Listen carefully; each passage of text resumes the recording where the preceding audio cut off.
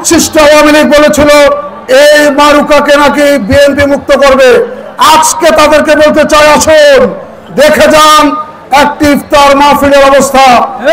ইফতার মাহফিলে যেমনি ভাবে জনতার ঢল নেমেছে, তেমনি ভাবে আগামী নির্বাচনে জননেতা ডক্টর খন্দকার মারুফ হোসেন সাহেবকে এমনি ভাবে জনতার ঢল নেমে একটি একটি ভোট দিয়ে নির্বাচিত করে সংসদে করাবে। বিসমিল্লাহির রহমানির রহিম। আজকে এই মারুকায় বিশাল ইফতার সমাবেশের ইফতার মাহফিলের বিপ্লবী সভাপতি, এই ইউনিয়ন বিএনপির সুযোগ্য আহ্বায়ক জাহাঙ্গীর আলম মিয়াজি এখানে আজকে উপস্থিত। আজকের অনুষ্ঠানের প্রধান অতিথি দাউদকান্দি তিতাস মেঘনা হোমনার গণমানুষের নেতা, এই দাউদকান্দির প্রাণ, হৃদয়ের স্পন্দন, বাংলাদেশ জাতীয়তাবাদী দল কেন্দ্রীয় নির্বাহী কমিটির বিপ্লবী সদস্য, প্রাণপ্রিয় নেতা জননেতা ডক্টর খন্দকার মারুফ হোসেন সহ নেতৃবৃন্দ, আজকে এই মারুকায় এই বিশাল ইফতার মাহফিলে এসে নিজেকে বড় ধন্য মনে করছি। এজন্য এই মারুকায় আজকে প্রধান অতিথি মহোদয় দ্বিতীয়বার এসেছেন।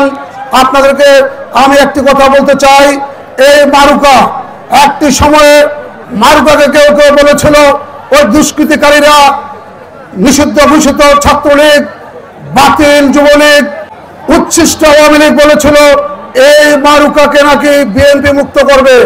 আজকে তাদেরকে বলতে চাই, আসুন দেখে যান একটি ইফতার মাহফিলের অবস্থা।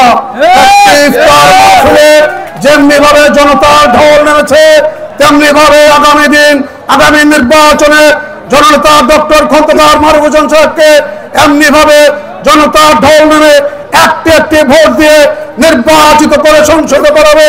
আমাদের নেতা সংসদে গিয়ে একটি সবুজ পতাকা নিয়ে এই দাউদকান্দির মাটিতে ফিরে আসবে। আজকে বক্তব্য দীর্ঘায়িত করব না, প্রাণপ্রিয় নেতা অত্যন্ত গুরুত্বপূর্ণ বক্তব্য রাখবে। আমি আজকে এই ইফতার মাহফিলের যারা আয়োজন করেছেন তাদেরকে ধন্যবাদ জানাচ্ছি। আজকে যারা বিভিন্ন ইউনিয়ন থেকে এসেছেন, বাংলাদেশ জাতীয়তাবাদী দল দাউদকান্দি উপজেলা শাখার পক্ষ থেকে আপনাদের সকলকে ধন্যবাদ জানিয়ে শেষ করছি। আল্লাহ হাফেজ। বাংলাদেশ সকলকে